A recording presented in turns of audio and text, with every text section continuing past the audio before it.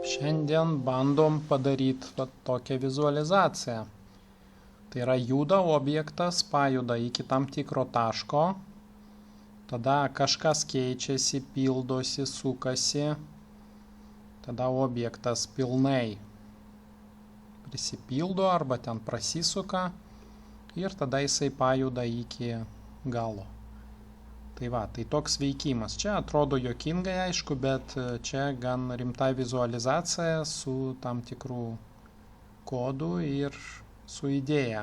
Pats principas, vat, jeigu jūs išmoksit tokius principus daryti, o mes panagrinėsim, kaip tą padaryti, tai jums bus visai lengva bet kokią vizualizaciją pasidaryti. Taigi, tai va, grįžtam prie schemos.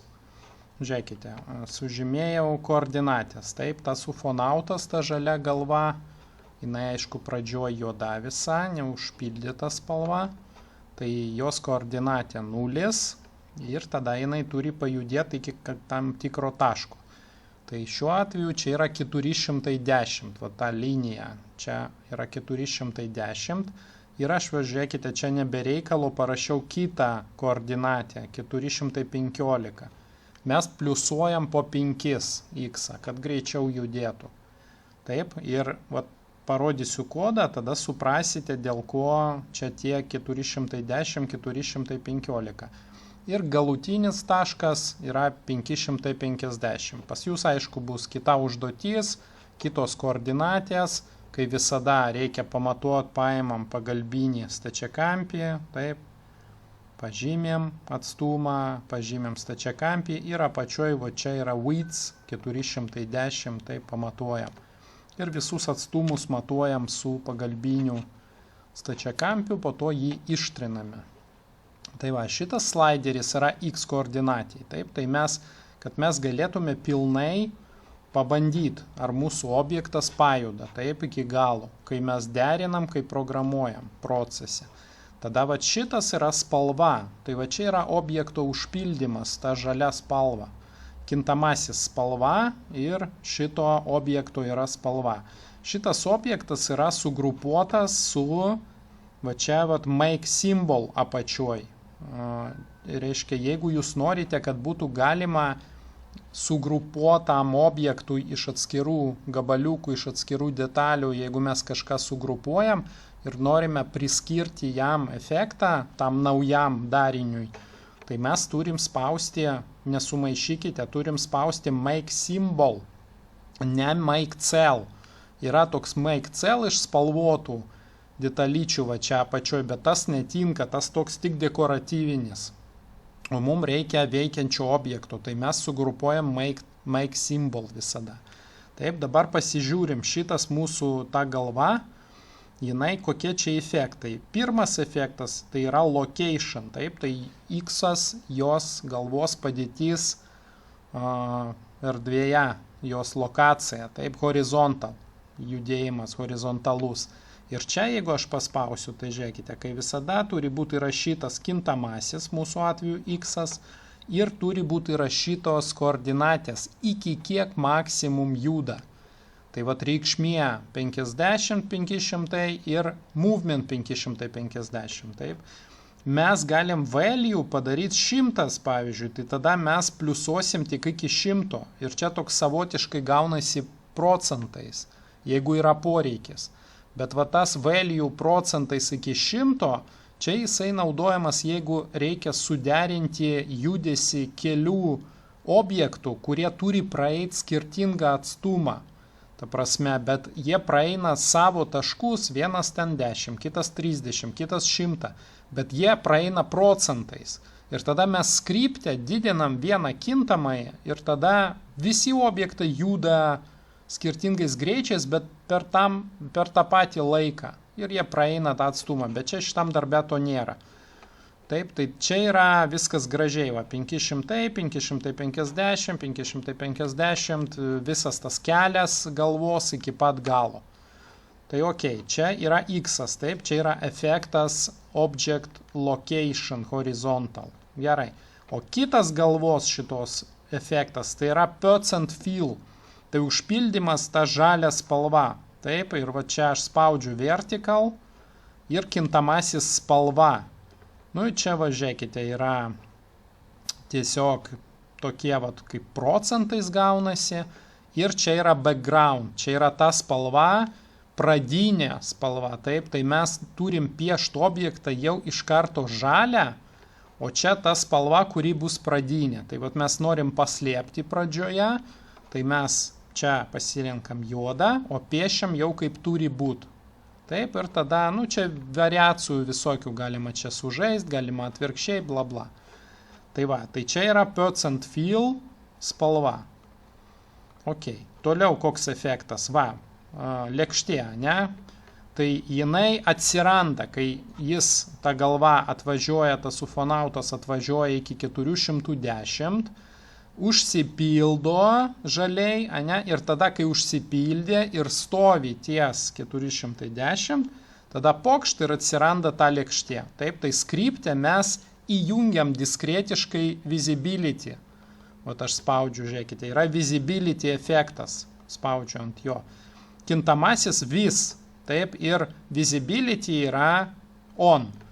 Tai jeigu taip vat, pasirink, tai 0 paslėps, o 1 rodys programiškai. 0, 1, va, discrete value parašyta, taip, diskretinė reikšmė. Rodyt, nerodyt.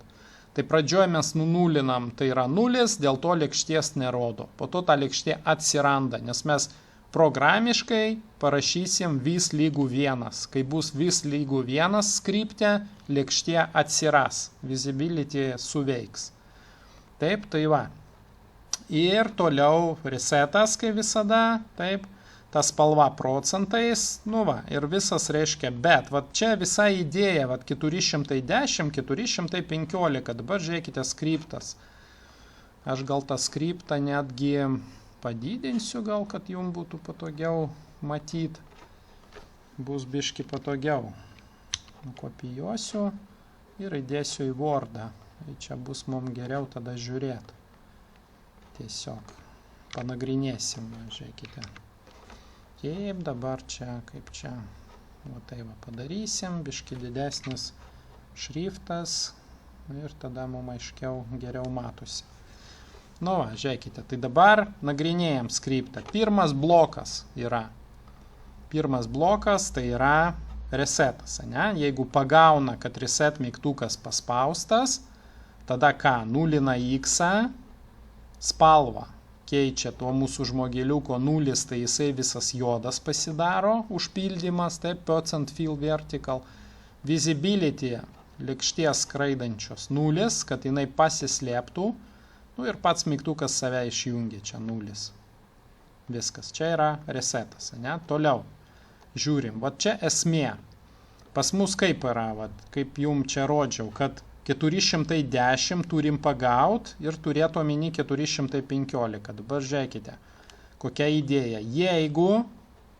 Jeigu mūsų x nelygus 410, va čia mažiau daugiau ženklas, reiškia nelygus 410. Jeigu x ne 410, jisai nuolat juda. Mes matot, pliusuojam po 5. Taip, tai gaunasi kas? Kad jisai važiuoja, kai tik atvažiavo iki 410, šita sąlyga, šita negalioja. Taip, ir jis sustos, nes jo skriptas nepliusuos. Taip, tai tam taške jisai stovi, viskas, jis negali judėti, nes šita sąlyga negalioja. X sustoja. O mums to ir reikia, taip? Mes tuo momentu, kai jisai atvažiavo iki 410, ką mes darom, žiūrėkite. Jeigu mes pagavom, kad jisai jau 410 mūsų x, jis jau stovi ten vietoj, taip? Ir spalva, nu, ar mažiau už 100, ar nelygų 100, tai yra tas užpildymas galvos. Dar nepasiekė maksimumo, tai ne visa galva užsipildė. X stovi būtent toj koordinatėj, galva neužsipildė, nepasiekė 100, tada mes spalvą pliusuojam po 1. Ir ta žalia spalva galvoje važiuoja nuo apačios, visa galva užsipildo iki viršaus. Toliau mes turim pagauti tą momentą, kai pilnai užsipildo, taip? Tai žiūrėkite, ką mes darom. Vėl tikrinam. Jeigu x 410 stovi toj pačioj vietoj, taip, nejuda niekur. Ir spalva jau užsipildė, ta visa žalia spalva pilnai pasiekė to maksimumo, taip, iki 100 nuvažiavo. Mes žiūrėkit, ką darom, labai įdomus fintas. Mes imam x koordinatę, kur jis stovėjo 410, ir jį per 5 taškus pastumėm į dešinę. Tiesiog jis šoka per 5 taškus, taip? Ir tada kas, žiūrėkite, kai jis pašoko iki 415, nu ir lėkštė, vat mes čia įjungiam, kad atsirastų tas skraidanti lėkštė. Apačioj visibility 1, kintamasis vis lygų 1, taip? Bet žiūrėkite, x 415 dabar, tai reiškia, vat šitos sąlygos viskas jau nebegalioja. Nes čia visur yra x 410, o pas mus jau 415. Tai reiškia, kitą kartą, kai skriptas bus vykdomas, jau nekabins šitų sąlygų. Jau spalvos nepliusuos, taip. Lėkštės čia neįjungs, viskas, jau skriptas ignoruos vat, šitas eilutės pilkas. O dabar, žiūrėkit, kai x 415 grįžtam į viršų, žiūrėkit, va šita sąlyga vėl galioja, taip? Nes x jau 415, jis ne 410, taip, reiškia pliusuoja x, taip. Tai mes vat išstumiam iš tos vietos x, va čia, ir vėl skriptas veikia, vėl jį pliusuoja. Ir tada belieka ką? Belieka va šitą padaryti bloką, reiktų ką? Pagauti, kai x jau pačiam gale, ant maksimumo, taip, 550. Tada mes ką darom? Pilną sistemos resetą. Grąžinam tą galvą į pradžią, x lygu 0, taip, spalva. Ta žalia dingsta, visa juoda pasidaro, spalva 0. Visibility skraidančios lėkštės 0, jinai dingsta.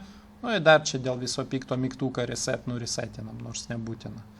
Taip, tai va toks gaunasi visas reikalas. Tai faktiškai va tokie loginiai blokai mūsų visos programos gaunasi, taip.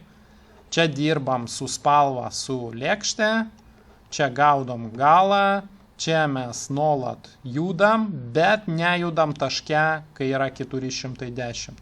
Nu, o čia resetas tiesiog mygtuko, taip.